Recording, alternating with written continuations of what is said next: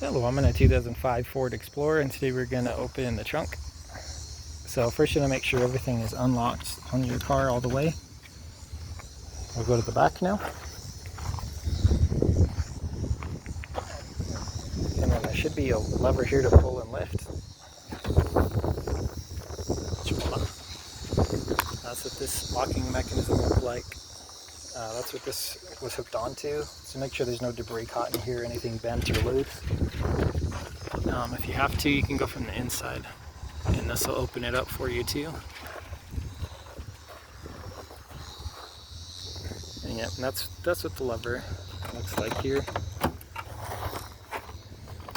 And then you've got this button here as well that'll help unlock it. And that button was electronically controlled, so you want to make sure your vehicle also has power.